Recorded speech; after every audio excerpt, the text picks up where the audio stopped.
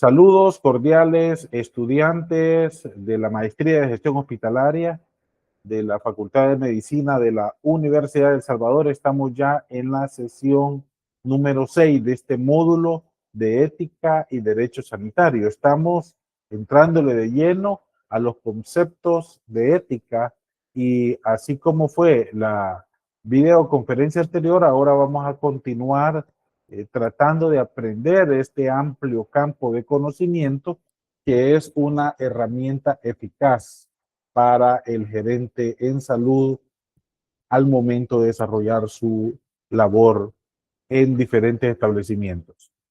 Ya les había dado la bienvenida, estamos en la videoconferencia 6. Es importante recordar que hay ya todo el material planteado en el aula virtual. Por favor, revisen la videoconferencia 4 y ustedes revisen su participación, ¿verdad? Cómo se escuchan, cómo están enmarcados en eh, la cámara, y esto les va a servir pues a futuro para poderse desenvolver en el ámbito también virtual, que es un aspecto bastante importante para la gerencia en salud. Esa clase fue con una metodología de repaso al derecho sanitario y legislación en salud, y es importante que la revise.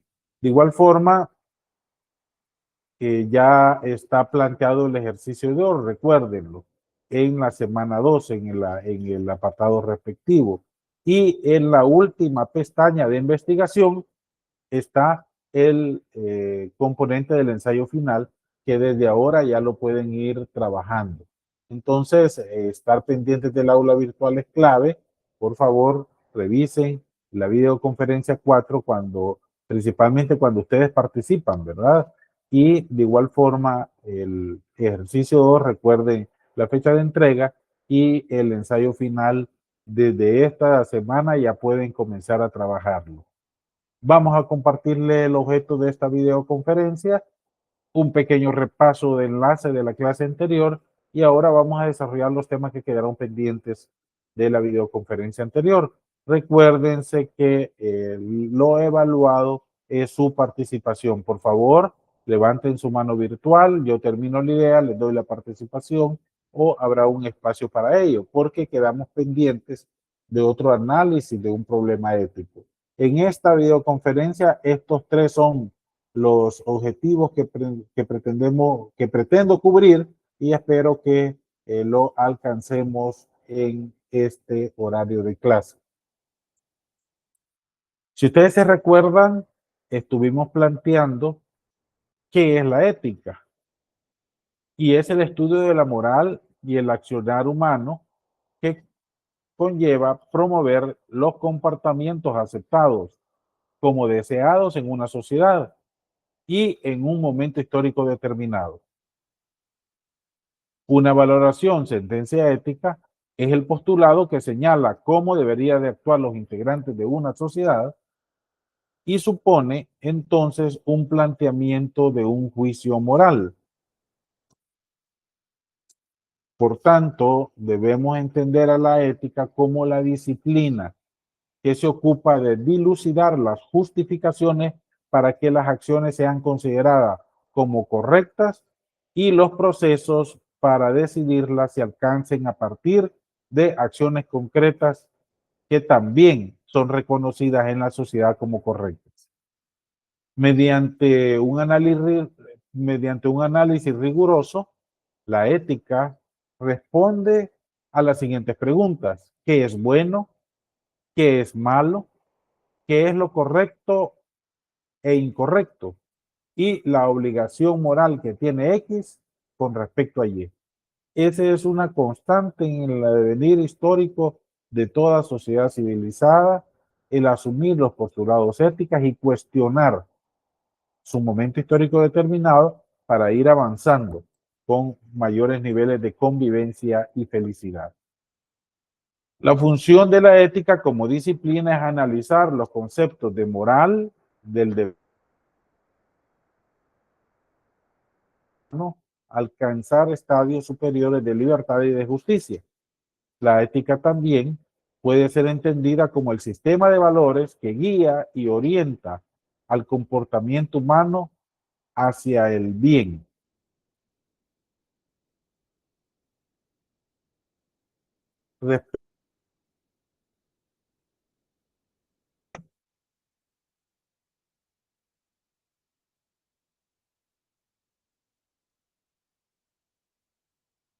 Jurídicas como humanas.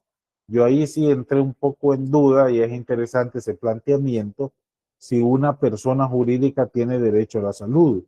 Y de entrada, ¿verdad? Una persona jurídica, como es un abstracto eh, propiamente jurídico, no se puede considerar que tiene derecho a la salud, solamente la persona humana. Y aquí se lo plantea también, que está relacionado al comportamiento humano hacia el bien. No vamos a estar haciendo análisis ético si un león caza a, una, a un bebé de un venado, ¿verdad? Es ético que se lo coma, no se lo coma, porque no aplican esos criterios, aplican para la sociedad humana. Entonces, la razón de la ética se plantea que está dirigida a disminuir el daño, o sea, el mal, ubicado como mal moral, y procura la colaboración social, o sea, se va avanzando cada vez más en la propuesta civilizatoria, ¿verdad? A mí me admira mucho, por ejemplo, que en ciertos puntos de San Salvador, las personas hacen fila para subir al transporte colectivo, sin necesidad que haya una autoridad mediando para ello. Pero hay en otras zonas que no. Y yo le preguntaba a una estudiante que aborda el bus donde hacen fila, cómo lo habían logrado. Y su respuesta me caló mucho. Dice, por la misma necesidad, la gente es ordenada. Así la ética va planteando a la sociedad en su conjunto, sin necesidad de coerción, aquellos aspectos que se consideran que van dirigidos hacia el bien común y con ello se contribuye a la felicidad y a la justicia. Entonces, implica un compromiso social, implica también un nivel de conocimiento consciente, porque en muchas ocasiones, siempre, las personas que no tienen conciencia y que en muchas ocasiones esta se alcanza con la educación formal, no tienen conciencia del mal que pueden estar haciendo, porque simplemente lo ignoran, están más cercanos a una etapa natural, ¿vea? Sin sociedad y que viviéramos en la selva recolectando lo que pudiéramos recolectar para poder comer. Entonces, el reto de las sociedades es educar a su población y que esa educación les permita ser sensibles hacia aspectos de interés común y ese interés común tienda a hacer el bien, buscar la felicidad y la justicia. Entonces, también en la clase anterior vimos que para cumplir con su función, la ética se subdivide en un conjunto de especialidades o especialidades de la ética. Y vamos a ver que hay tres: la metaética, la ética normativa o de odontología y la ética aplicada. Estos conceptos, por ser conceptos nuevos, en muchas ocasiones nos cuesta ubicarlos, ¿verdad? Pero sí debemos de hacer ver que este tipo de abordaje es un abordaje que surge desde los pensamientos clásicos de la antigüedad. Por tanto, no es algo reciente como estar hablando de la innovación de la inteligencia artificial. La ética está aparejada desde el momento que se considera que la especie humana construye sociedad e inicia la historia. Entonces, es importante tener estos niveles. Por ejemplo, en la metaética, que ahí te lo plantean eh, en este slide, se desarrollan los enfoques metafísicos y los enfoques psicológicos como una forma de alcanzar un nivel de razonamiento moral frente a un acto concreto. La ética normativa lo vincula a la teoría de la virtud, a la teoría del deber, a la teoría de la consecuencia. En la medida que se hacen bien los planteamientos, en esa medida se desarrolla un círculo virtuoso que favorece la convivencia. Y por eso vamos a ver en esta clase cómo surgen los códigos deontológicos que forman parte de esta ética normativa. Y la ética aplicada son aquellos aspectos que te permiten poner casos concretos para análisis de tu ámbito profesional, para deslindar, ¿verdad? Para definir límites de aquellas acciones correctas o en su defecto acción incorrecta que se presente en una situación, en un caso, en un día en particular y que requiera estos aspectos importantes que como gerente en salud se pueda manejar esa técnica de abordaje de la ética aplicada para compartirlo como formatos de introducción en cualquier reunión de personal. Ahora, por la misma demanda, es imposible que usted va a tener una capacitación de ética, ¿verdad? Y las personas puede ser que ni lo entiendan, ¿verdad? Que genere aburrimiento porque no lo mira una integridad práctica en su vida, pero usted puede utilizar convocado para una capacitación de X, Y tema, aprovechar para dar cápsulas de ética aplicada. También vimos la relación de la ética y la moral,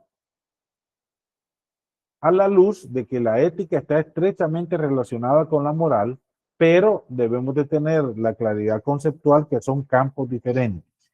Mientras la moral se refiere a las normas adoptadas por tradición, la ética es una disciplina que reflexiona sobre cuáles acciones serían correctas.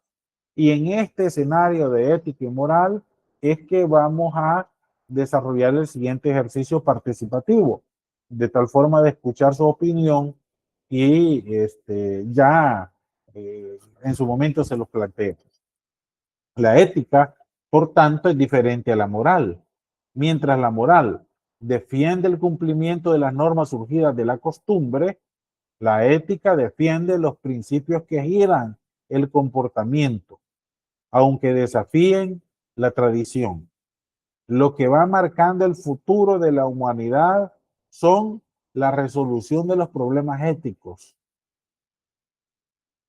Y en la medida que logran modificar los basamientos morales de cada sociedad, aceptando errores, aceptando limitantes, en esa medida esperaríamos que haya una mayor convivencia. Y aquí está el caso de Beatriz en El Salvador. Me imagino que ustedes ya lo conocen. Es una paciente, bueno, era, ¿verdad? Una paciente de 22 años, campesina, allá del área de la zona baja de Jiquilisco, con lupus eritematoso sistémico, que se le presenta, se le desarrolla en el segundo embarazo, con feto anencefálico, que se encuentra con complicaciones que ponen en riesgo la sobrevivencia de la mamá debido al embarazo y a una nefropatía lúpica, con exacerbación de artritis reumatoidea juvenil que provocan dolores intensos y rigidez principalmente matutina. Tiene antecedentes de su embarazo anterior de preeclampsia. Acá no está planteado, pero ella vivía en una solo habitación pequeña y sin poder comprobar, los papás de sus dos hijos era su padrastro. En ese escenario, solicita la interrupción del embarazo, o sea, que le hicieran un aborto para mejorar su pronóstico de sobrevivencia y poder cuidar a su primer hijo. ¿Qué opinan? Por favor, cuando participen, tomen en cuenta la perspectiva legal, ética y moral. Este es un caso verdadero de nuestro querido El Salvador. Querido y amado El Salvador. ¿Qué opinan? ¿Ustedes son los tomadores de decisión o ustedes son unos espectadores? Hagan el análisis de la perspectiva de donde más se sientan cómodos, donde más, o lo hacen un análisis desde una perspectiva académica solamente. Recuerden, todos van a participar, así es que, por favor, espero sus valiosos aportes.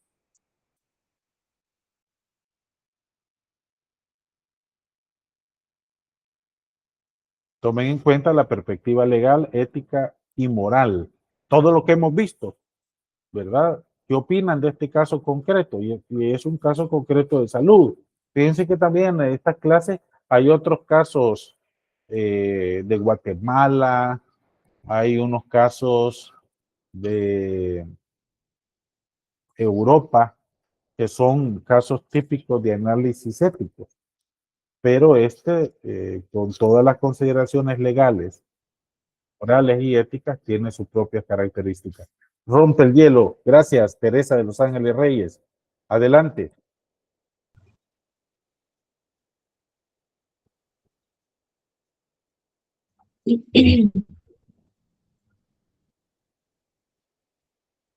Escuchamos, Teresa, adelante.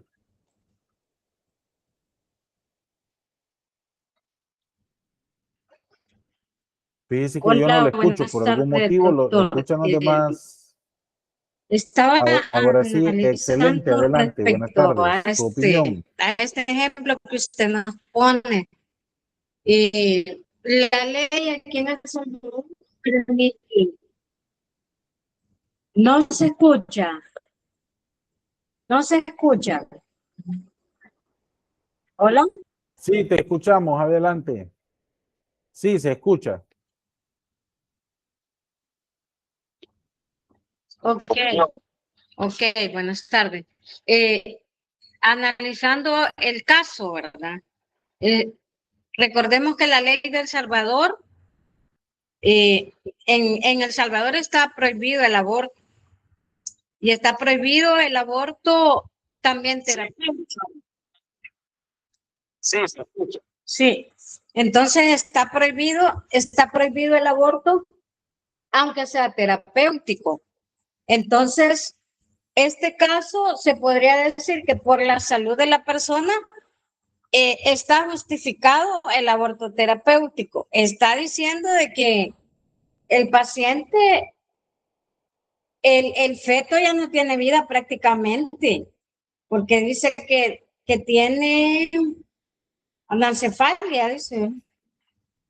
Entonces, para mí, el feto ya no tiene vida, aunque esté justificado por la salud de la mamá, pero la ley lo prohíbe, aunque no fue así todo el tiempo, porque El Salvador estuvo normado.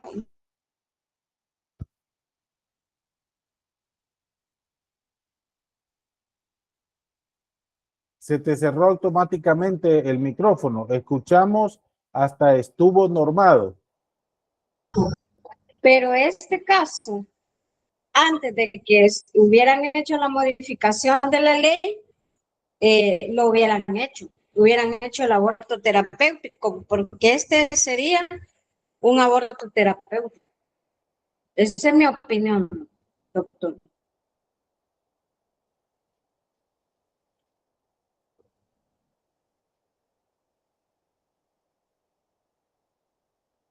Gracias, Teresa Reyes. Adelante, Ingrid del Carrillo. Sí, tengan buenas tardes, doctor y compañeros. Con respecto a este tema, es bien controversial porque involucra, ¿verdad?, bastante las tres partes que estamos viendo, tanto la ética, lo moral y lo legal.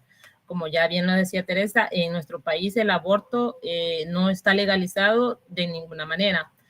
Sin embargo, la paciente lo solicita, ¿verdad? Y creería yo, bueno, no soy médico, pero creería que casos como estos se van a conferencia y pues ahí tienen que valorar todo el riesgo-beneficio que se va a tomar.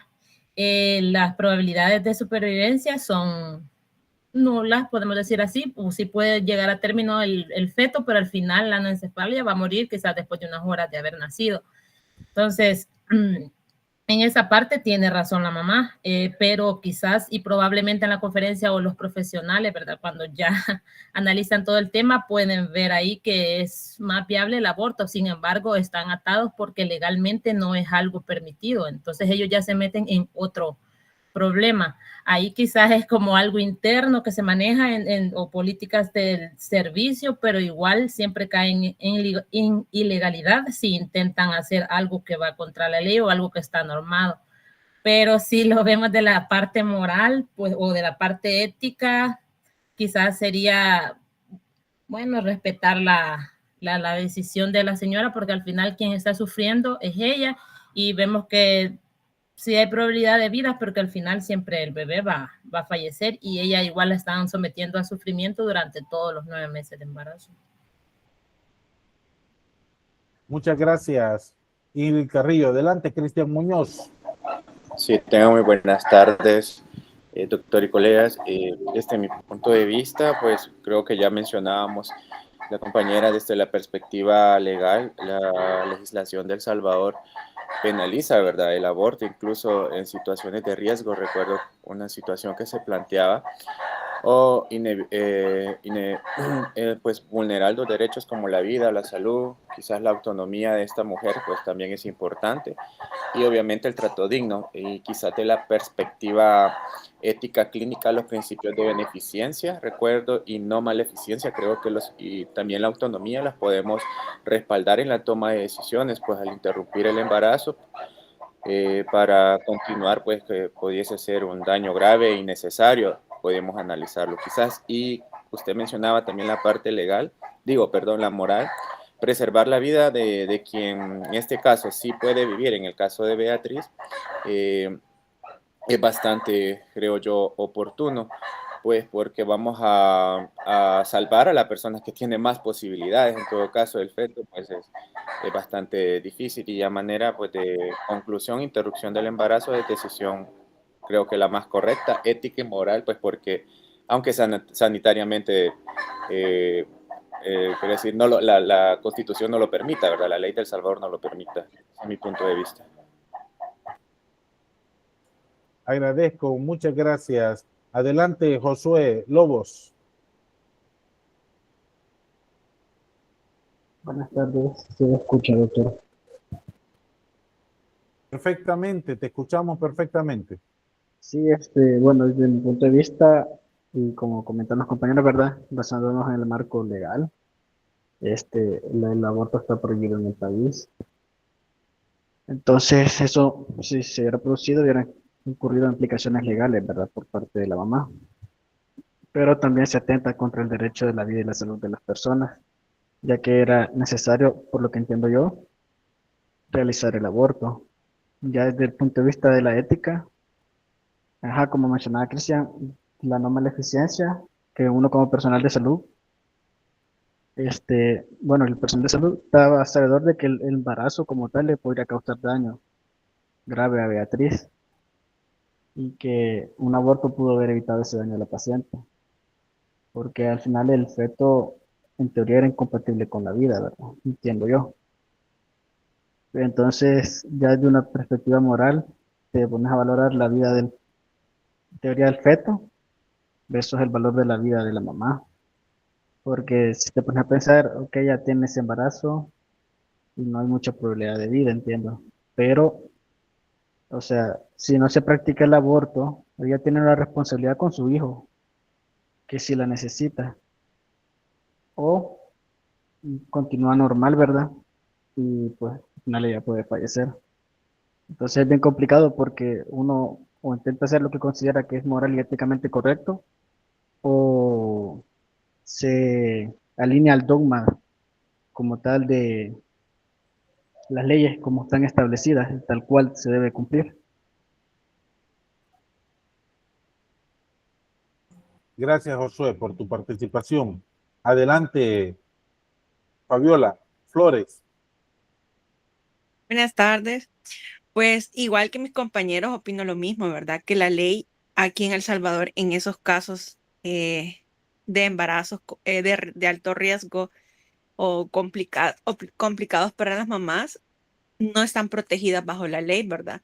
Ahí son exentas porque en realidad están violando también los derechos de la embarazada, ¿verdad? Porque no la dejan hacerse el aborto en primer lugar, ya que el feto no es compatible con la vida, ¿verdad? Pero siento yo de que ahí pueden, como médicamente, tal vez, no sé, en realidad como terminó este caso, pero por su antecedente de preeclampsia, no sé, irse tirando por esa base para poder lograr la interrupción del embarazo, ¿verdad? En dado caso.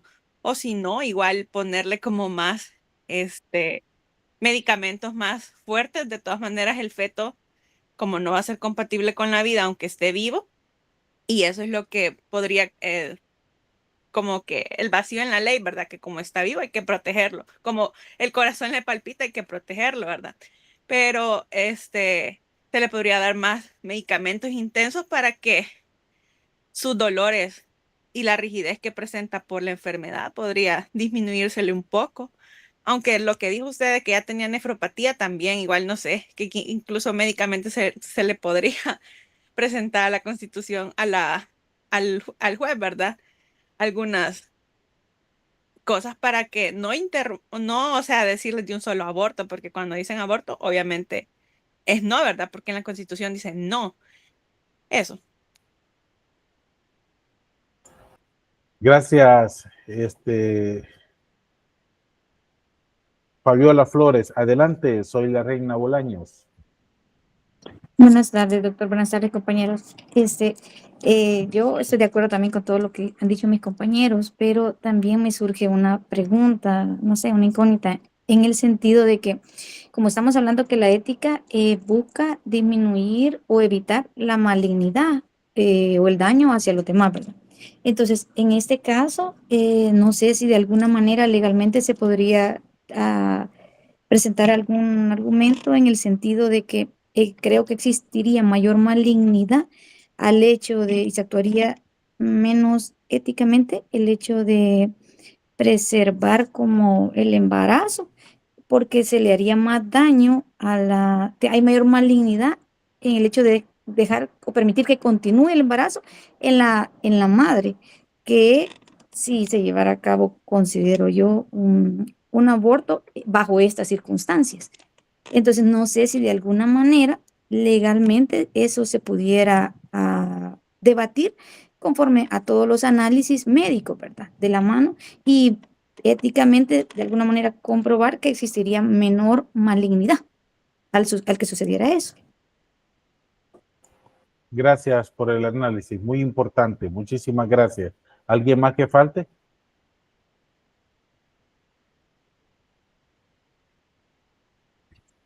Este caso es un caso en El Salvador, ¿verdad? Entonces, la paciente, a pesar de su solicitud, se le negó el aborto. El embarazo continuó y, por supuesto, las complicaciones de la preeclampsia y la nefropatía lúpica. Recurrieron a la Corte Interamericana de Derechos Humanos y la Corte Interamericana de Derechos Humanos falló a favor de Beatriz. Sin embargo, ya era tarde. Beatriz falleció. Esa es la realidad de nuestro querido país. Es una valoración que ustedes deben de retomar al tipo de sociedad en la que nos encontramos. Muy bien. ¿Alguien ya había escuchado el caso de Beatriz? Levante la mano virtual si alguien había escuchado el caso de Beatriz. Entonces, la gran responsabilidad del sector salud es estar pendiente de la realidad sanitaria en nuestro país. Y porque Beatriz haya sido una campesina de 22 años que vivía allá en la zona baja de Jiquilisco, no implica que no se pueda dar estas circunstancias. Son más frecuentes de lo que nos imaginamos. Y una intervención de ustedes, no sé si Teresa o Ingrid, planteó, Vianey, adelante, por lo que había escrito, adelante Vianey, ahorita puedes, participa. Hola, buenas tardes. Fíjese, doctor, que yo les quería comentar. Yo no he escuchado nada del caso de Beatriz, pero sí les quiero comentar que yo tengo una prima que tiene lupus, tiene 28 años, pero a ella sí le han dicho de que no puede salir embarazada por nada del mundo. Entonces, ella como está cirugía tras cirugía, con los tratamientos, sí le han hecho conciencia, está con psicólogos, que no puede salir embarazada. Ella tiene a su pareja, pero no puede salir embarazada porque pone en riesgo su vida. Exacto, hay como un nivel de acompañamiento institucional, hay un nivel de conciencia personal del nivel de complicación que podría significar el quedar embarazada, ¿verdad? Entonces es de ver el nivel de posibilidad de conocimiento que una paciente de 22 años, campesina, que vive en el área baja de Jiquilisco y que el padrastro está abusando de ella, de tener esa oportunidad difícil, muy sí, difícil, ¿verdad? Adelante, Vianey. Incluso solamente comentar que ella tiene 28 años, pero a conciencia lo que el esposo hizo fue, decidieron no tener hijos y él se realizó la vasectomía. Gracias por compartir ese aspecto. Adelante, Vanessa del Pilar.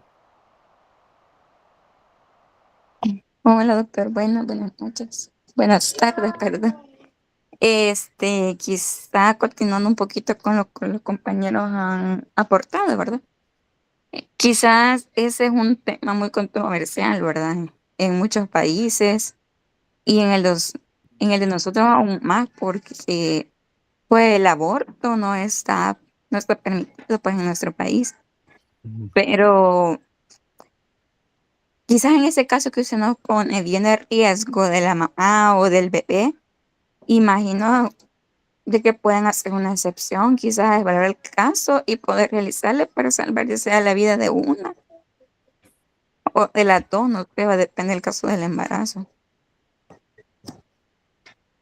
Como les comentaba, una vez Beatriz finalizó su embarazo, falleció por las complicaciones, ¿verdad? Esa fue la realidad en el país. Mencionarles un poco sobre una de las herramientas del derecho sanitario.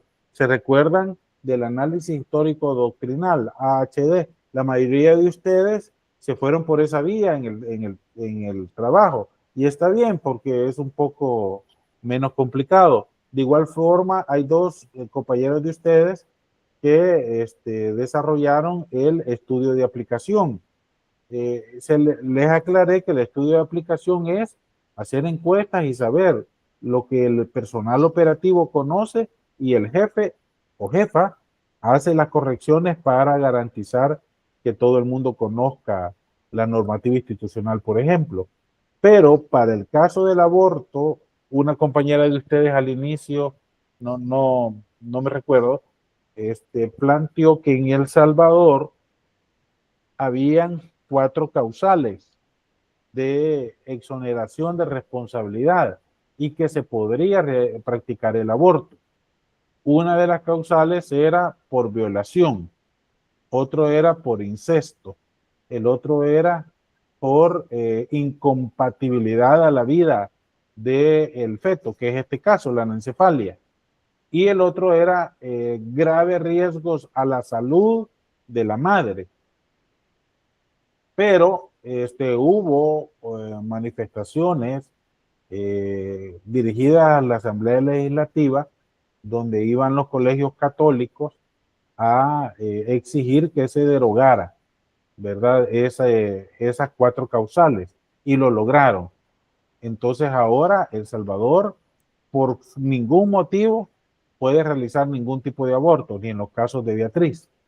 Y para tener mayor el candado, también los sectores principalmente religiosos presionaron a la Asamblea Legislativa para una reforma constitucional en el artículo 1, que planteaba que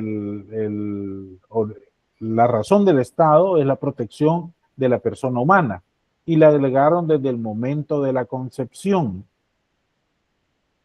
Esa reforma implica que desde el momento de la concepción el Estado protege la vida y por tanto no hay ninguna posibilidad de aborto bajo ninguna causal en nuestro país. Es importante mencionar que a nivel mundial todavía no está definido cuál es el momento de la concepción, porque entre la eyaculación masculina y la movilidad del espermatozoide hasta alcanzar el óvulo, hay un rango tan grande que puede ser hasta de 38 horas. Entonces, con microscopía in vitro electrónica no se ha podido determinar cuál es el momento de la concepción, por esa variabilidad que está determinado por el pH vaginal, está determinado por la movilidad de los espermatozoides, etcétera, etcétera, etcétera. Entonces, nuestro país actualmente tiene esa realidad legal determinada por una moral religiosa. Y debemos de estar conscientes en el tipo de sociedad en la que vivimos. Ahora vamos a otro tema, la infraestructura institucional que promueve la ética. Este aspecto es importante para el gerente porque el desarrollo de la institucionalidad que promueva la ética en los establecimientos de salud es una tarea por parte de la alta dirección. Si usted es nombrado jefe de área, jefe de departamento, jefa de servicio, director de establecimiento de salud, ya sea de primero, segundo o tercer nivel, es su responsabilidad el promover y garantizar la institucionalidad apegada a la ética. Esto incluye el desarrollo de información vinculada a este tema. Levante la mano virtual, por favor, quienes alguna vez en su establecimiento de salud les han mencionado la ética a partir de su jefatura.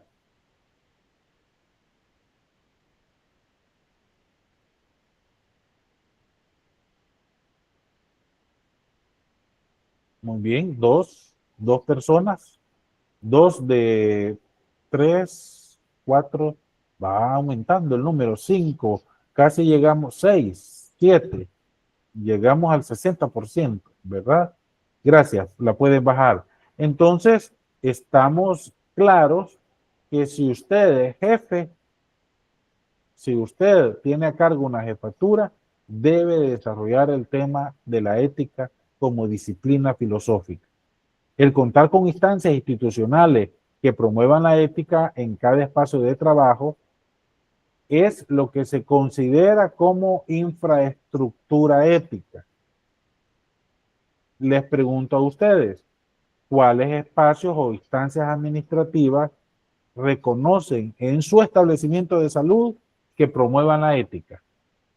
¿O cómo hacen para promover la ética en su establecimiento de salud? ¿Alguna participación?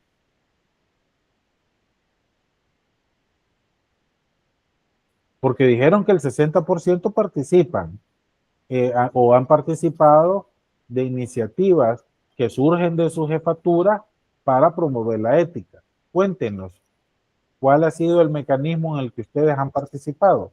Adelante, Reina Bolaños, adelante.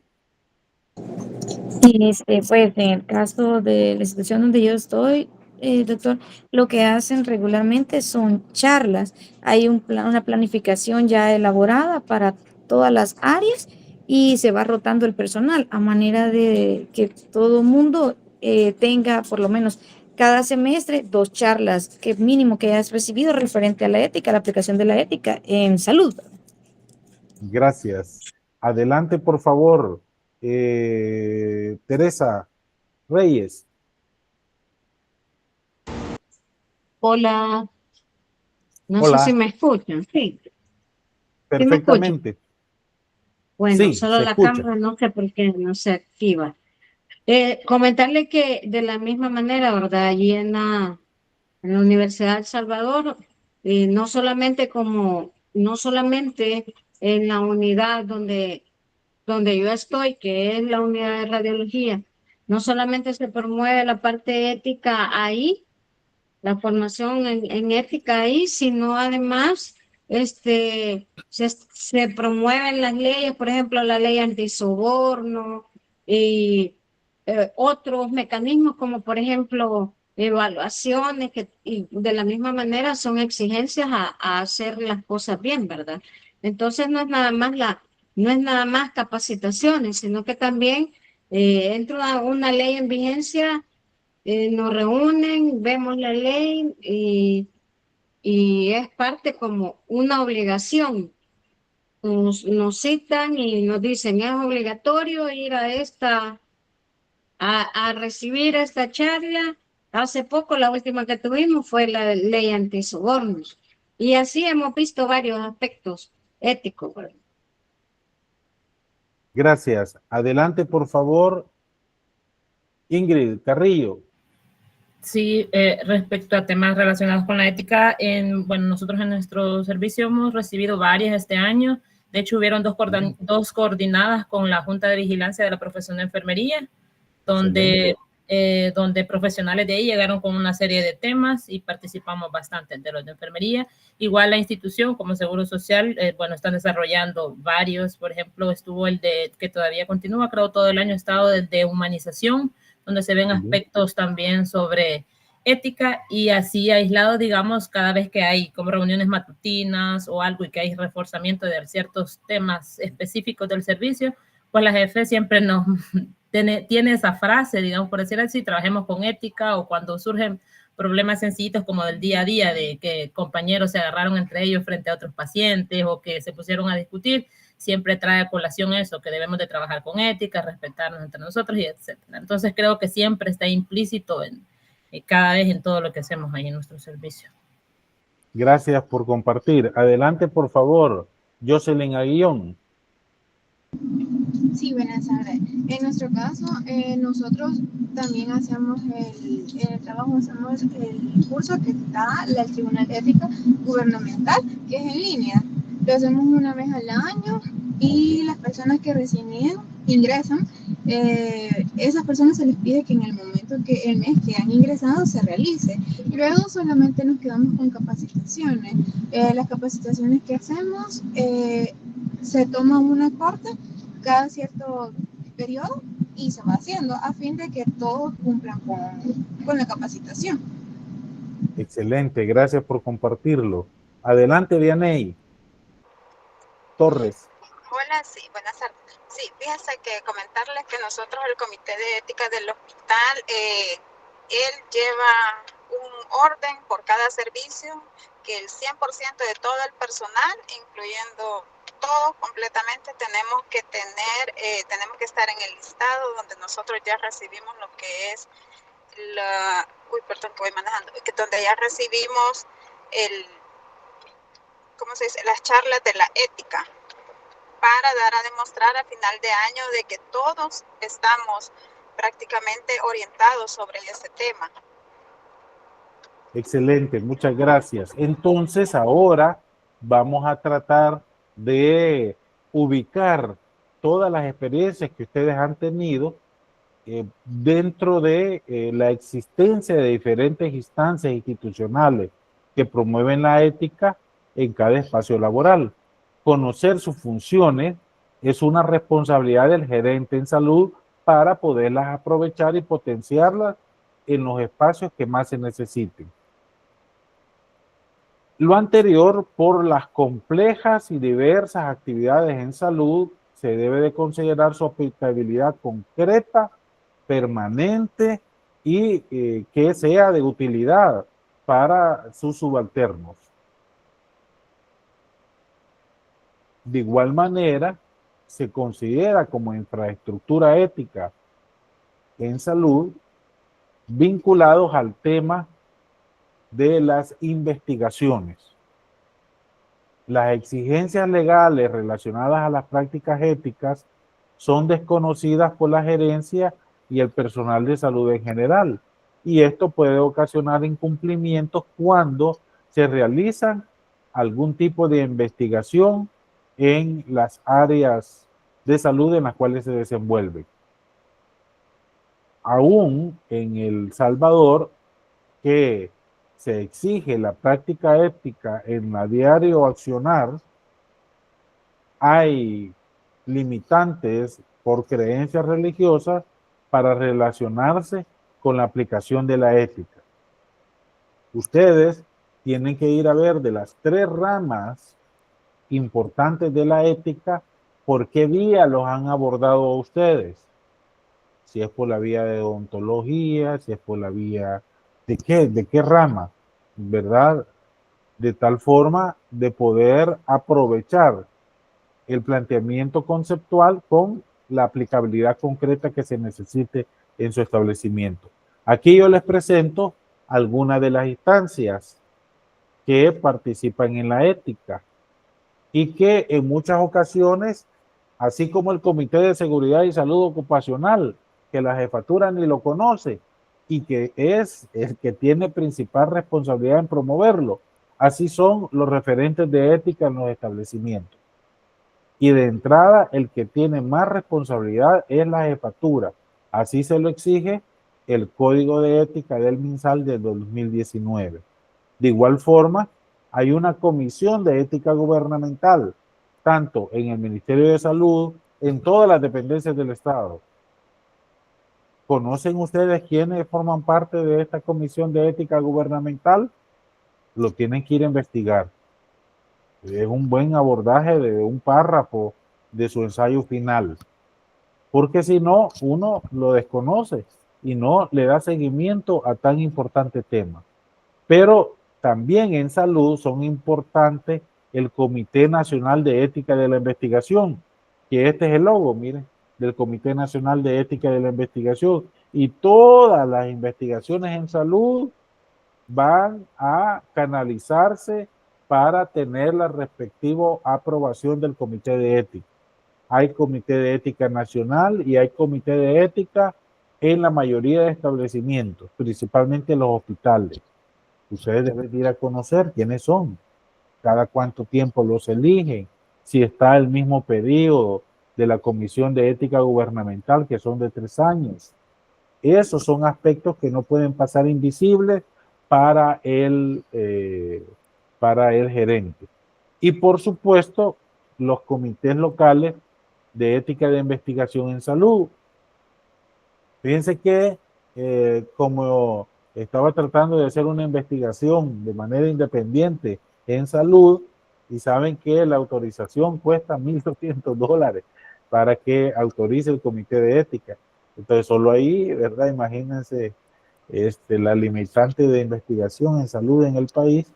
Y por eso muchos comités, muchas investigaciones buscan a los comités de ética de cada universidad, pero el periodo de aceptación, algunas van desde los 1 año a 6 meses. Últimamente ha mejorado, ¿verdad? Una vez usted presenta el protocolo de investigación, se lo aprueban rápido, pero eso es otro de los aspectos que debemos de estar enterados en salud, para tener la claridad de cómo está la infraestructura ética en El Salvador. ¿Alguna pregunta, alguna duda? ¿Se queda claro lo que es la infraestructura ética y los retos que ustedes tienen? Levante la mano virtual. ¿Quién conoce el comité de ética de su institución gubernamental del seguro? ¿O quienes están ahora en el comité de ética gubernamental del MinSal? ¿O aún del COSAN? ¿O aún de todas las instancias donde están? ¿Los conocen? Levanten la mano virtual. Entonces, por favor, vayan a buscarlo. Ahí institucionalmente, no físicamente a ellos o a ellas, sino que búsquenlo y se van a dar cuenta de que existen y de la gran dinámica que hay alrededor del tema, ¿verdad? En cumplimiento a la ley de ética gubernamental. Adelante, Fabricio. Hola, Ábrego. Ábrego, adelante, Fabricio. Sí, hablando de eso, sí, al menos en el INAVE, sí, sabemos quiénes son los del comité de ética. De hecho, hasta se hacen votaciones para saber quién va a ser del Excelente, comité sí. de ética. Y sí, en los correos también se comparte, se publican las fotos de las personas que conforman el comité de ética.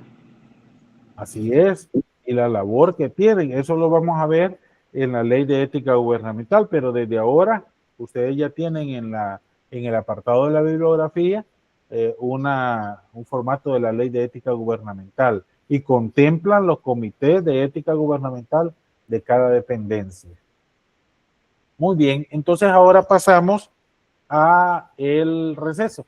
Vamos a hacer un receso de 15 minutos y continuamos con la responsabilidad laboral relacionada a la ética. No se vayan a desconectar. Nos vemos en 15 minutos.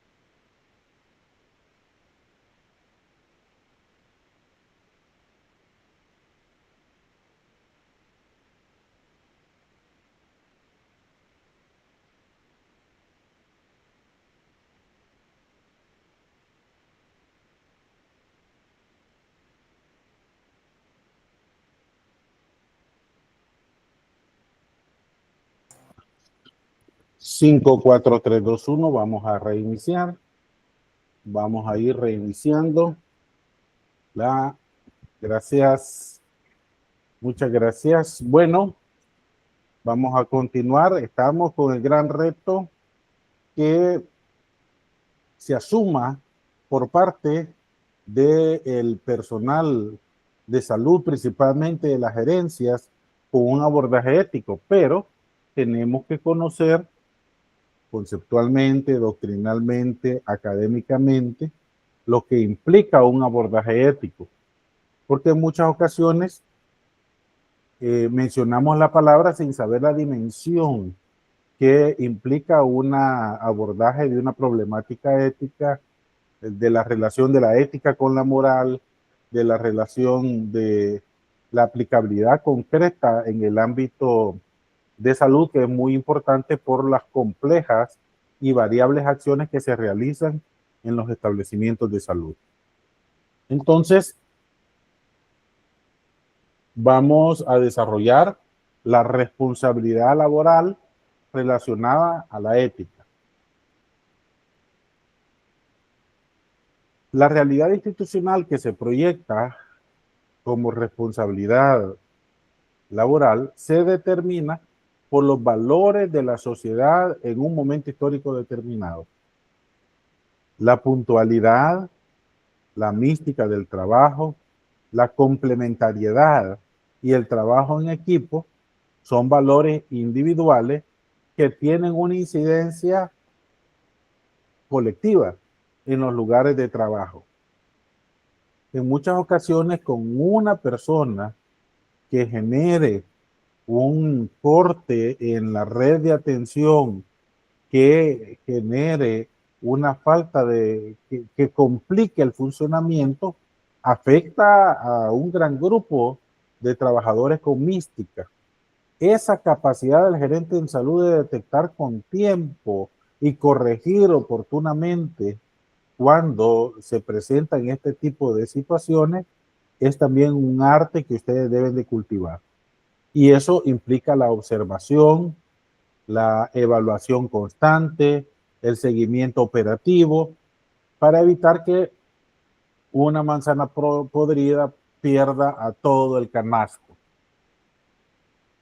Pero está muy íntimamente relacionado con los valores sociales, aspectos vinculados, por ejemplo, a la puntualidad o aspectos vinculados a la mística en el trabajo.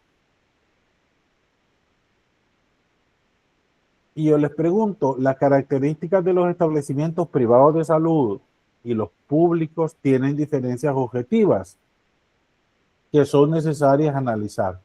Más allá de la presentación de facilidades de hostelería que puedan tener los establecimientos privados, pero es importante tener en cuenta el nivel de funcionamiento institucional respecto a una instancia pública. La limpieza, la orientación de vida, el nivel de ubicación de los espacios de trabajo hacen la diferencia en muchas circunstancias abismales entre el ámbito privado y el ámbito público. Por tanto, es un reto mayor para las gerencias de los establecimientos públicos el poder optimizar todos los espacios con que cuentan y que estos respondan a la demanda y a las necesidades de atención de su población usuaria. En algunos países ya no se utiliza el reloj marcador para asistir a los lugares de trabajo. Me comentaba un familiar en Canadá que su lugar de trabajo no utilizan el reloj marcador. Ah, no, es que mi institución ya es moderno, ya ponemos la cara, ¿verdad? Ya no ni el dedo a partir de la pandemia. Pero veamos el tipo de valoración social que tenemos al respecto. ¿Por qué en El Salvador se ha hecho tanto hincapié en la necesidad del reloj marcador? ¿Qué sucedería si a partir del 1 de enero del 2026, en todas las instituciones públicas ya no va a haber reloj o control digital para garantizar la puntualidad de sus empleados. Eso se refleja en una sociedad que en muchas ocasiones se encuentra enferma. Ah, no, yo vengo tarde porque no hay buses. Yo vengo tarde porque hay colapso vial.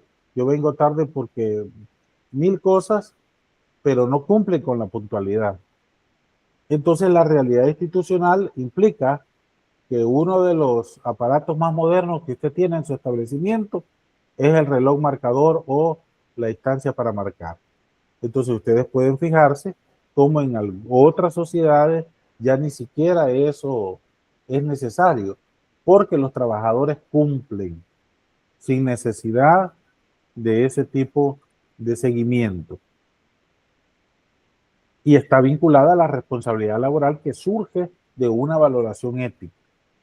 Aunque exista un marco legal relacionado a la asistencia al trabajo, generalmente se trata de incumplirla, ¿verdad? Los escenarios de promoción de la responsabilidad son inexistentes en los lugares de trabajo. Es hasta bastante llamativo cómo hay colas para marcar, para salir en los establecimientos públicos. ¿Cómo va a ser posible que usted va a ir a hacer una cola para marcar? Mejor espérese 10 minutos y sígale dándole amor a su trabajo en lugar de ir a hacer fila para marcar.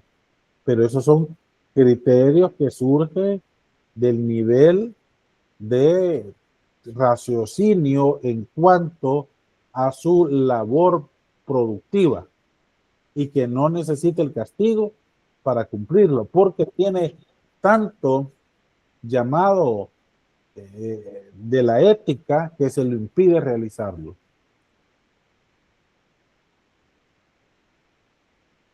El gerente en salud tiene la responsabilidad de generar espacios de reflexión y evaluación de las conductas éticas en el personal a su cargo. Y miren, yo he estado en espacios laborales donde llegamos a la conclusión que en lugar de ir a hacer fila para marcar como hacía toda la dependencia, nos íbamos a esperar. Y era un convencimiento entre todos los que estábamos en esa dependencia. Y nadie hacía cola. Ya cuando pasaba el nudo, más rápido de un solo marcar y nos íbamos. Pero eso implica conductas éticas que surgen desde el personal que está a cargo de esa instancia, de esa dependencia. Como elemento complementario, es clave el conocimiento del marco legal relacionado a la ética, de tal forma de que promoverlo en los lugares de trabajo, porque estamos todavía con aquella condicionamiento que si no nos lo exigen a través de un marco legal o instrumento institucional, somos resistentes a tratar de cumplirlo.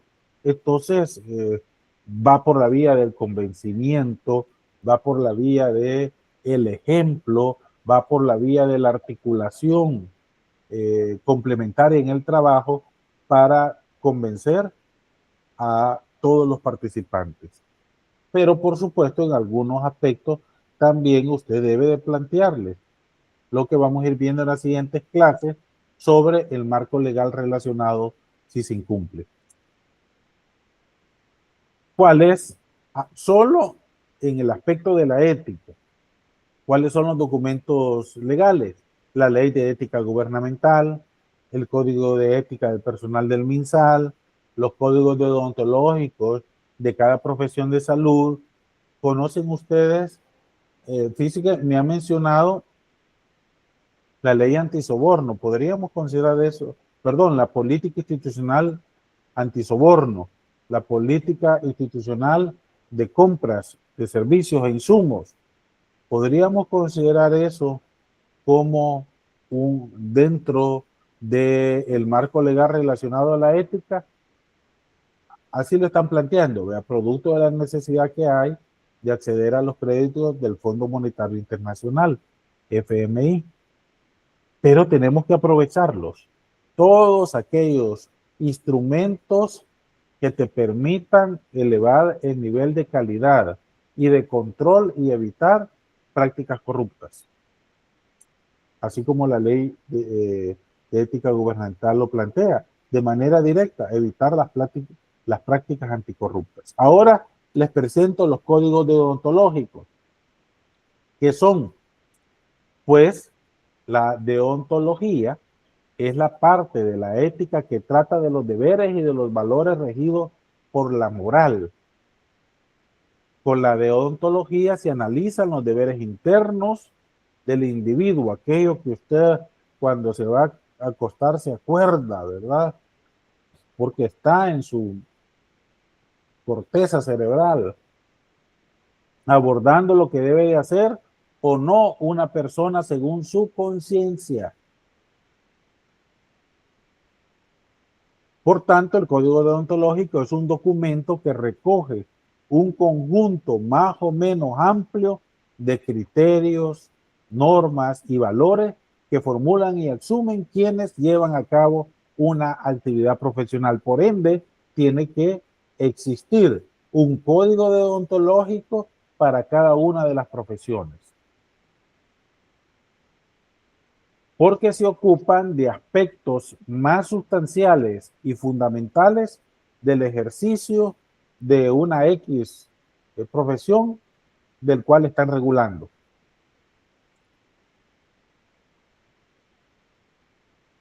Por tanto, las normas dictadas por los códigos deontológicos son previamente pactadas y aprobadas de manera en común y unánime por los miembros de la profesión para las que se elaboran. Son, por tanto, pautas de conducta a seguir que tienen como objeto cumplir con un adecuado trabajo y ayudar a que el conjunto de la sociedad que solicita los servicios de la profesión en mención obtengan plena satisfacción ante la buena ejecución de la labor. Y miren la relevancia del aspecto sanitario, lo que implica, ¿verdad? Yo siempre he mencionado que las carreras de salud tenemos un alto marketing social. Ahora con las redes sociales también hay un fuerte ataque a el personal de salud, viéndonos como máquinas, que no tenemos ni derecho de tomar agua ni de ir a comer, ¿verdad?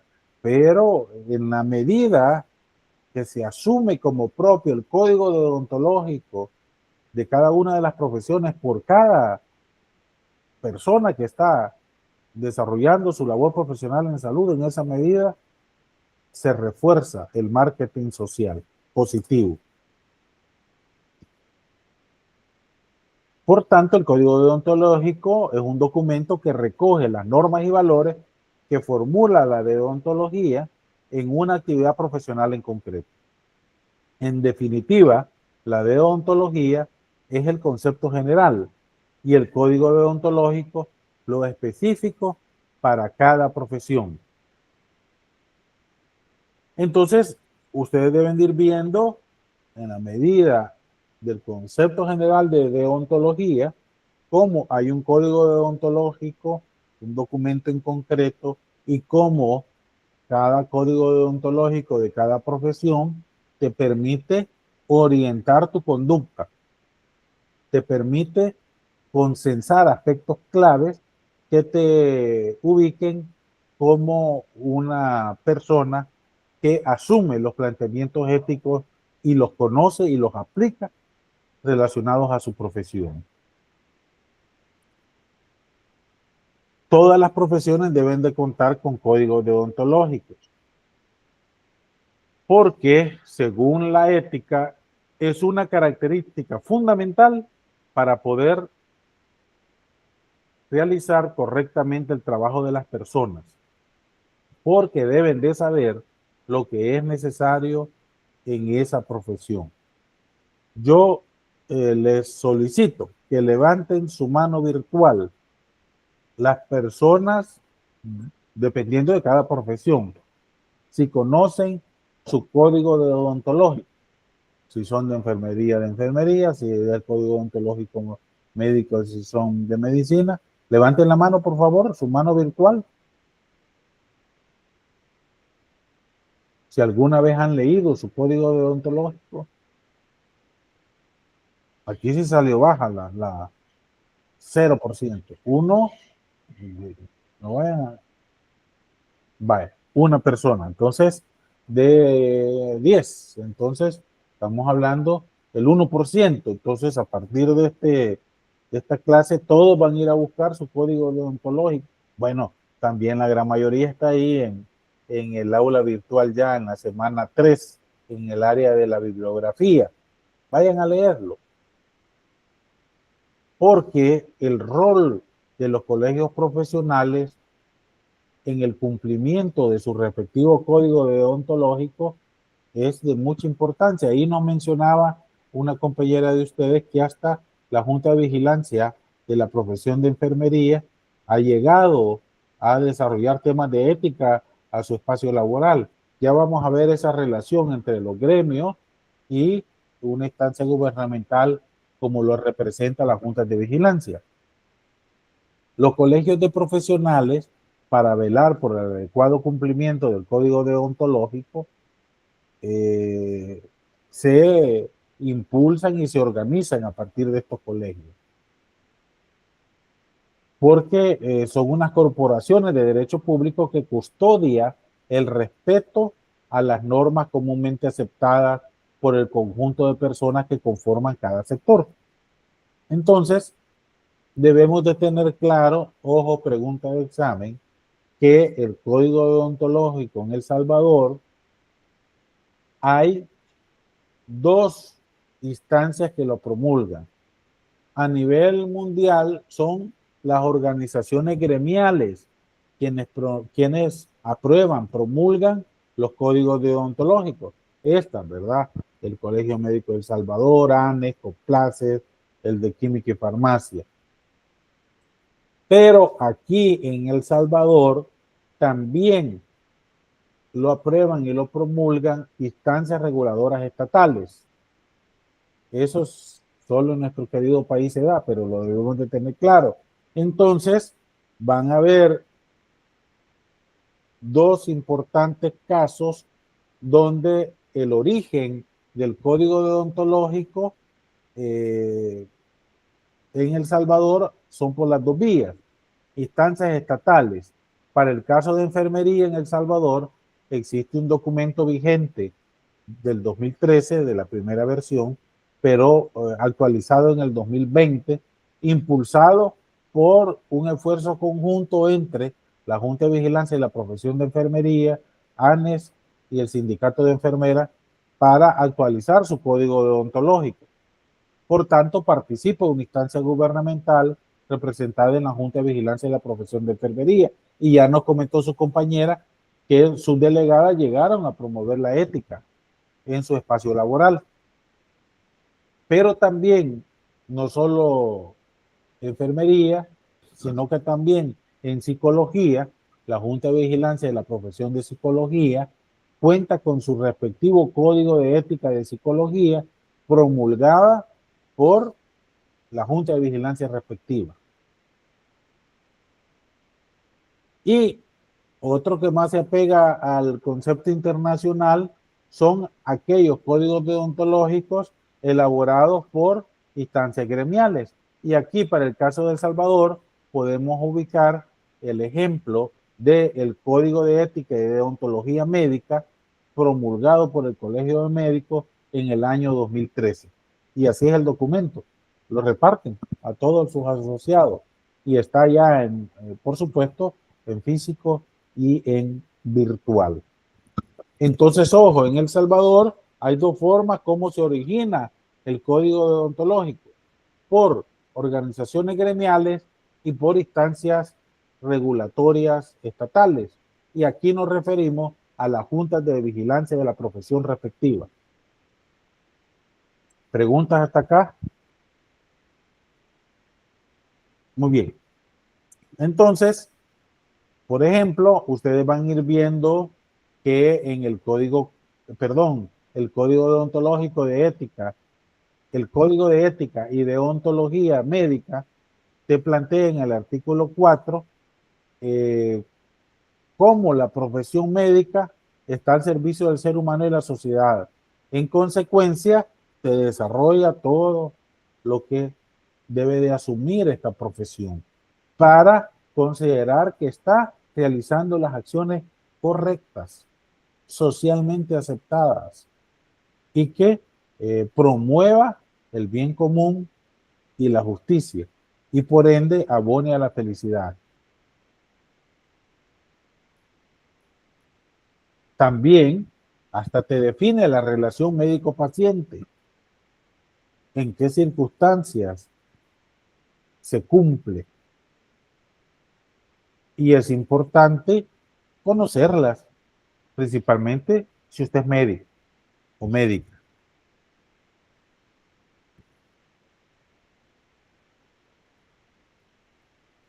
También hay otro importante ejemplo en el artículo 22. Cuando no se trate de casos de urgencia o emergencia, el médico podrá excusarse de asistir a un enfermo o interrumpir la prestación de los servicios en relación de los siguientes motivos, y te dan los motivos por el cual se puede interrumpir. Alguien que no conozca el código deontológico te va a decir, no, en toda circunstancia usted tiene que estar atendiendo al paciente. Pero te dan causales de exclusión en el artículo 22. Interesante conocerlo. Ahora,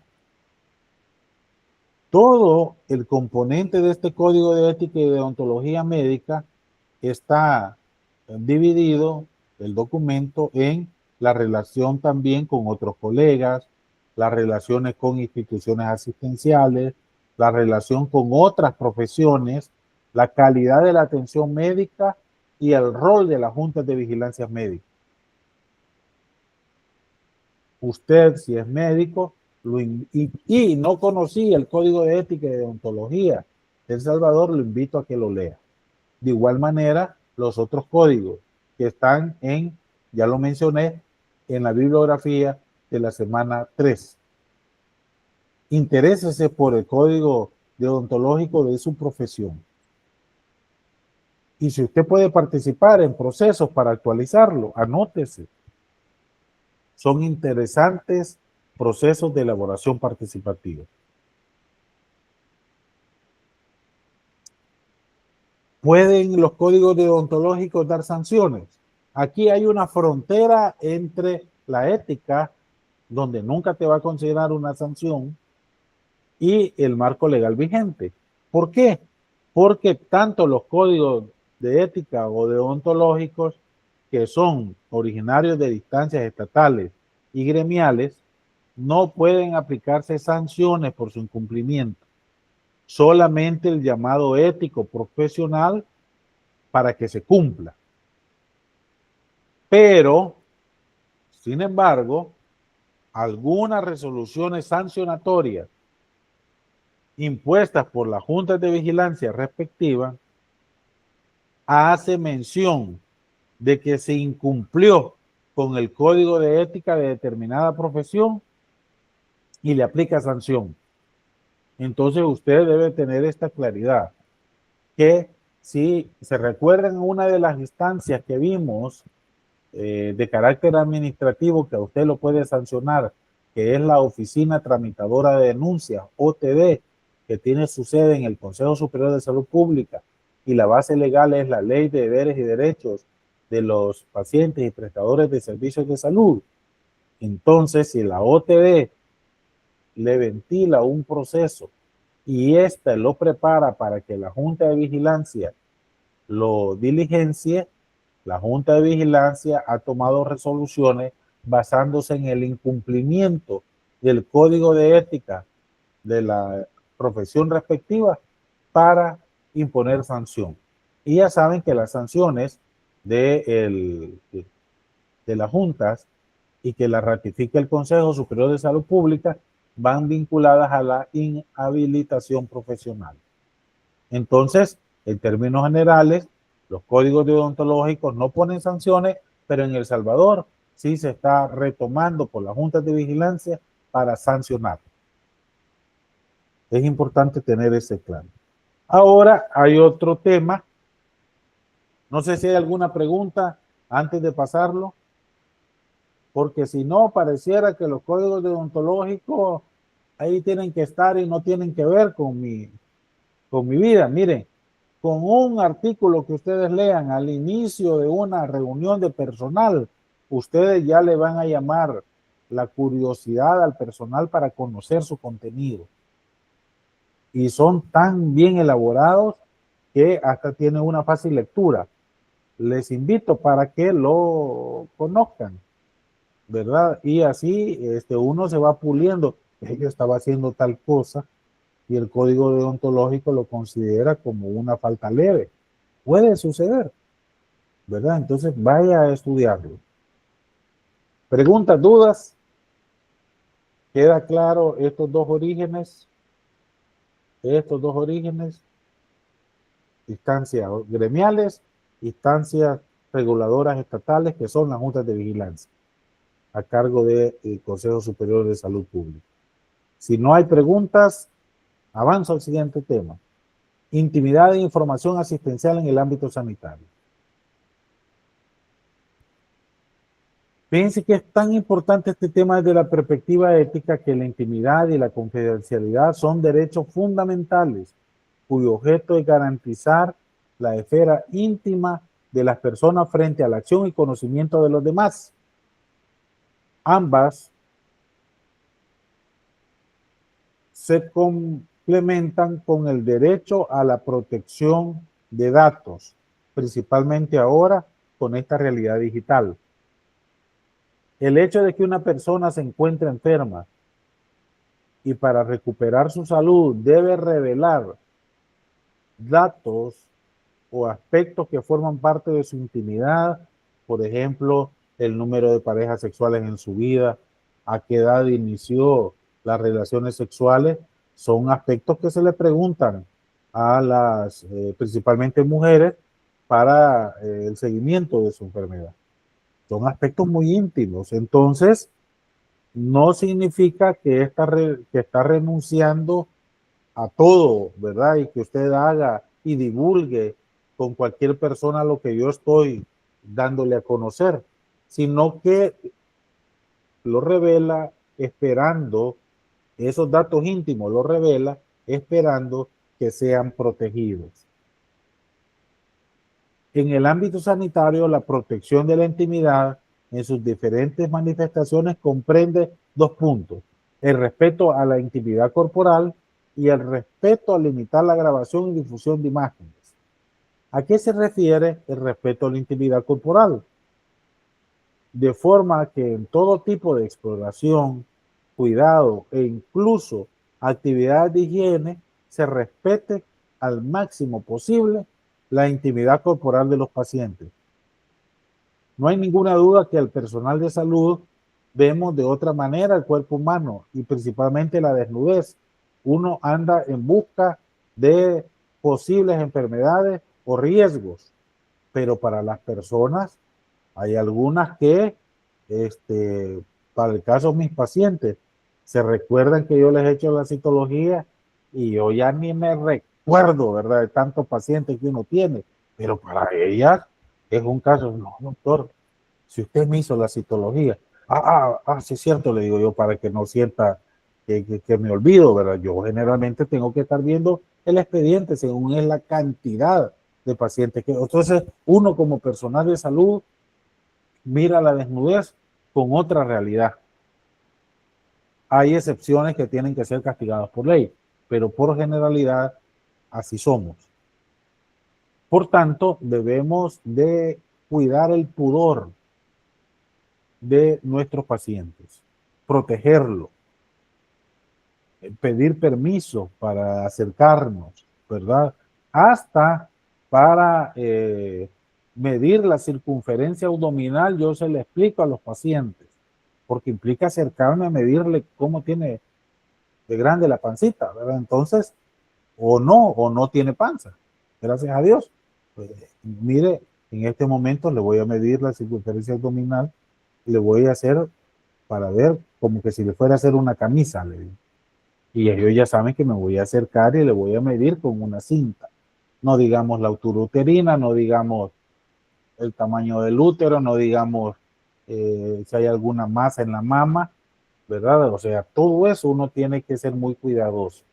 El derecho a limitar la grabación y difusión de imágenes mediante fotografías, videos y otros medios que permitan la identificación del paciente como destinatario de sus atenciones sanitarias. Se daba el caso que en algunos consultorios no hay lámpara de ganso para hacer procedimientos vaginales.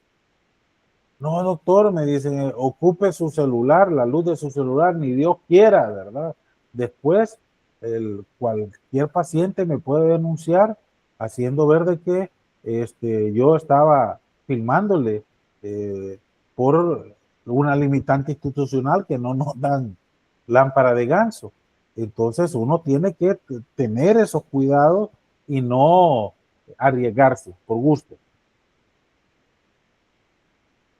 Entonces, la intimidad en sus distintas manifestaciones comprende el derecho al acompañamiento, el derecho a la confidencialidad de los datos personales. Ahora, con la implementación de la ley Crecer Juntos, se hace un especial énfasis al derecho de acompañamiento durante la atención materna. Pero ahora ya debemos tener claro que incluye la preconcepcional, y yo le daría un especial énfasis a la atención de la niñez y la adolescencia para garantizar este derecho de acompañamiento. Y de igual forma, datos relacionados a la salud. Hay personas que no quieren que se sepa que es diabética por la estigma que hay en las comunidades al respecto, y uno tiene que saberlo respetar.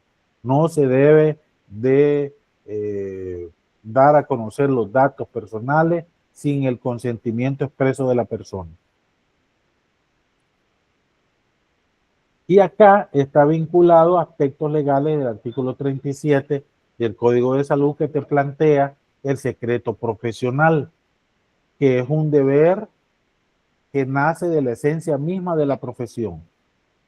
Al profesional de la salud se le exige el secreto, por lo cual debe mantener confidencialidad cuando vean, oigan y descubran en el ejercicio de su profesión, a partir del interés público, la seguridad de los enfermos, la honra de la familia y la respetabilidad del profesional. Entonces, la intimidad personal, que debe de ser protegida por los principios éticos del personal de salud, tiene un vínculo con el secreto profesional que está reconocido en el artículo 37 del Código de Salud. Respecto a la información asistencial, es clave para fortalecer los canales de información con el paciente y los familiares. Tiene la característica que la información asistencial debe de ser clara, pertinente, sincera, integral y oportuna. Yo le agregaría también, eviten de estar utilizando analogías que a veces las personas dicen, mire, tengo un hueco en el hueso y por eso ya no puedo caminar. Entonces, tengo un gusano en el cerebro. Entonces, a veces se ocupan analogías que a las personas las escandalizan. Entonces, debemos de ser muy cuidadosos para desarrollar la información asistencial. Y si un diagnóstico es demasiado fuerte, también debe de ser con suficiente tiempo y pausado, ¿verdad? No en el momento de estar tomando una radiografía o una ultrasonografía. Cabal, salió fregado, ¿verdad? Ya sabe que está bien fregado. Hay colegas, ¿verdad? Entonces debemos de tener cuidado con esos escenarios a la luz que la información asistencial permite que haya una disponibilidad del paciente a recibir tratamiento, una mejor actitud frente a los procedimientos médicos porque usted le explica, ¿verdad?, los riesgos y beneficios y también lo que le va a ocasionar un procedimiento determinado. Facilita la comprensión y disipa dudas. Evita que la información no confirmada sea tomada como veraz. Fíjense que hay pacientes que le creen más a la doctora Polo que cuando van a consulta. Entonces uno ahora con esta realidad está compitiendo con la doctora Polo. Yo solo de eso me recuerdo. Ella le tiene que explicar, le tiene que ser claro, ¿verdad? Yo le digo a los pacientes, mire, hay personas que platican con usted solo para ponerla afligida. Ya cuando la miran afligida, ya se van riendo y en la noche, la afligí. Cualquier cosa, venga a preguntarme, que yo estoy para servirle. Entonces, esa relación de fortalecer esa relación y que, fíjense que con el personal de enfermería se da una gran confianza, porque lo que a veces los pacientes tienen limitantes o pena de decirle al médico, inevitablemente se lo dicen a la enfermera o enfermero. Entonces es de aprovechar esos escenarios para fortalecer los procesos de información asistencial. Abordar los espacios libres de estrés y facilita el trabajo complementario y en equipo, que era lo que mencionaba. La falta de información asistencial provoca problemas de diferente envergadura, tales como desorientación del paciente, falta de acatamiento de indicaciones, confrontación con el personal de salud, que ahora hasta ha significado despido de personal de salud. Pero también debemos de ser cuidadosos, también debemos de saber identificar si existen espacios adecuados en su establecimiento para brindar esta formación asistencial. O le toca hacerlo en el pasillo y la otra gente pasando, o le toca hacerlo en un espacio donde el que viene detrás de la fila está escuchando lo que le está diciendo. ¿Cómo es los espacios de información asistencial que tenemos en sus establecimientos? Y eso ustedes lo van a pensar y con eso vamos a iniciar la próxima clase. ¿Cuáles son los espacios de información asistencial en su establecimiento? Y si les permiten tomar fotos, ¿verdad?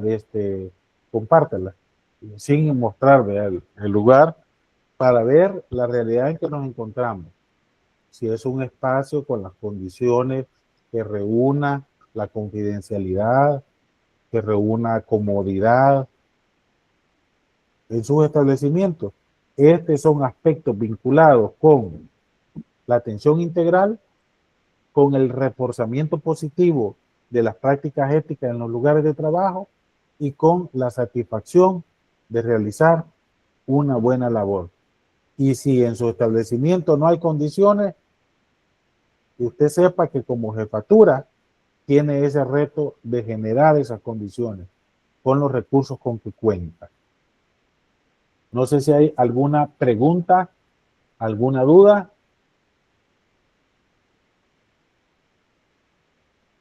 Adelante, por favor, Jocelyn Aguillón. Sí, buenas tardes, doctor. Fíjese que, no sé, con lo que usted nos acaba de decir, de eso de los espacios y la comunicación asistencial, a mí me recordó un caso reciente que ha pasado en el trabajo. Sin embargo, quizás no sé si entraría o no entraría este caso como tal, pero sí, no sé, ahorita como le digo, me ha llamado la atención y no sé cómo se podría plantear desde esta perspectiva. En el caso de nosotros sucedió que, bueno, hubo un malentendido cuando una compañera comentó el caso de una paciente. Nosotros creo que en ocasiones anteriores les hemos contado que hacemos visitas domiciliares. Entonces, esta paciente en particular realmente es una paciente de un carácter bien difícil, es compleja, ¿verdad? Entonces, tomamos a bien mejor que ella esté llegando a la institución, estarle haciendo cada cierto tiempo las visitas, por si ella necesita medicamento, por si ella necesita algún tipo de insumo, lo que sea. Entonces, en diferentes ocasiones han asistido a donde ella diferentes compañeras.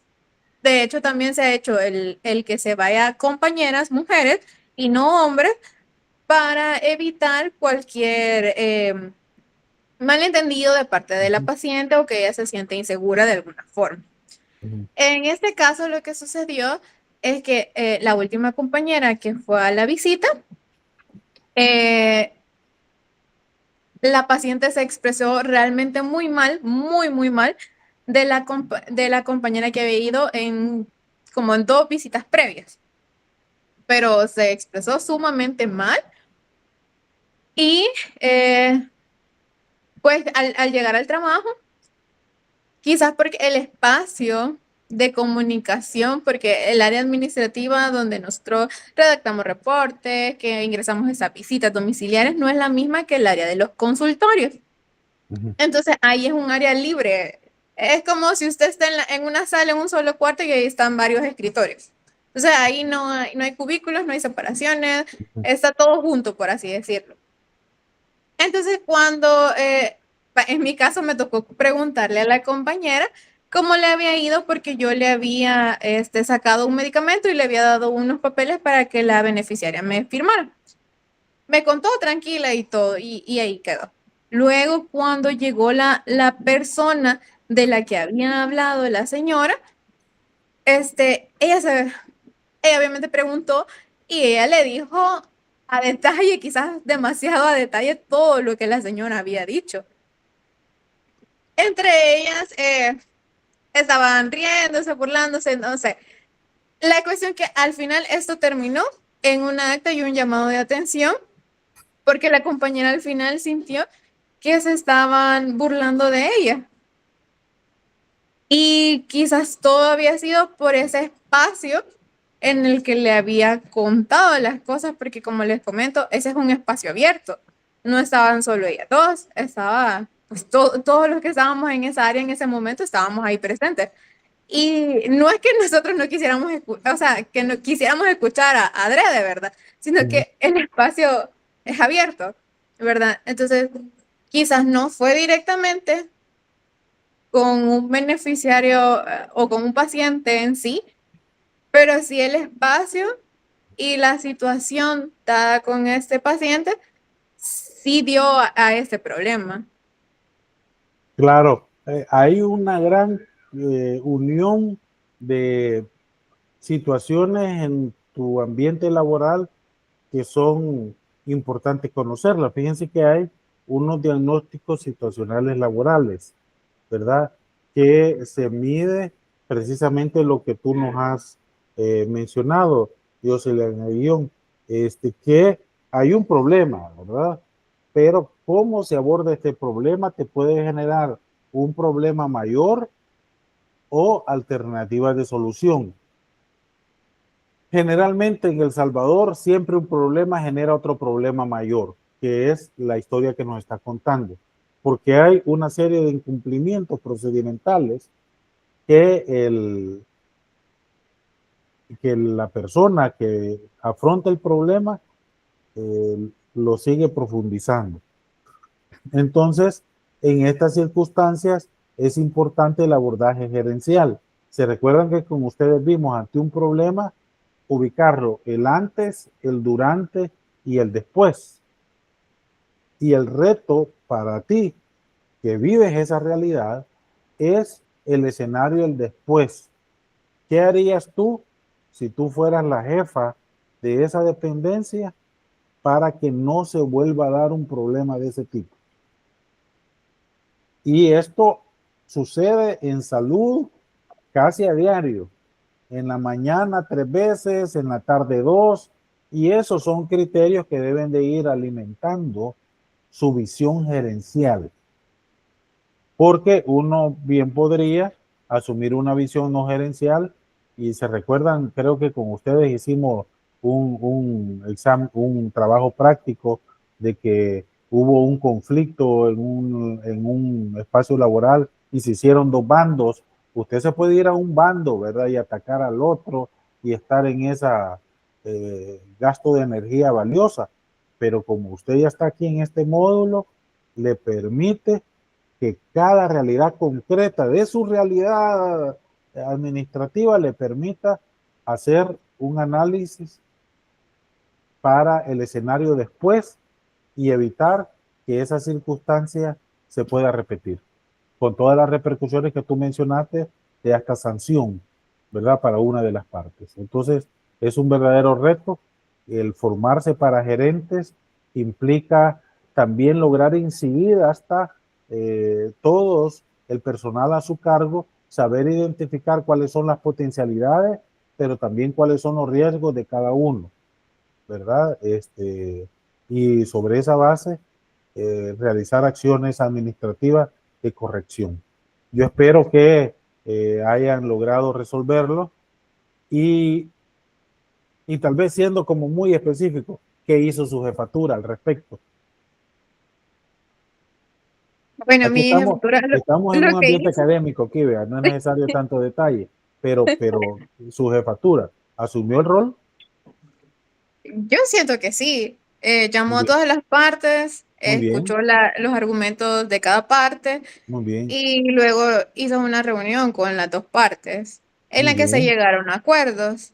perfecto, Acuerdos que se escribió el acta para determinar, por ejemplo, compromisos a los que ellos llegaban a partir de esa situación de conflicto.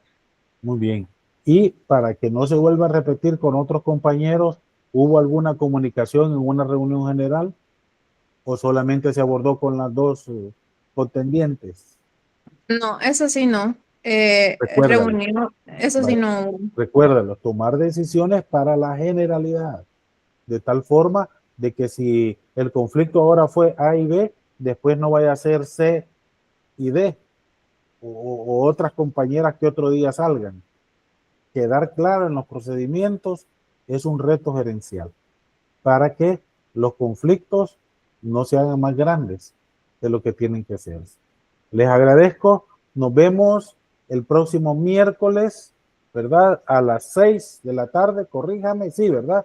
A las 6 de la tarde y ya vamos a ir casi cerrando este módulo tan rápido que he sentido yo y que espero que sea la puerta de entrada para que ustedes sigan estudiando este tema de ética y lo apliquen. Gracias por el ejemplo, Jocelyn Aguillón, porque eso nos recuerda que todos los días en los establecimientos de salud hay realidades desafiantes y de la forma como se resuelvan, innovadora y con conocimiento técnico, es que ustedes van a hacer la diferencia como jefatura.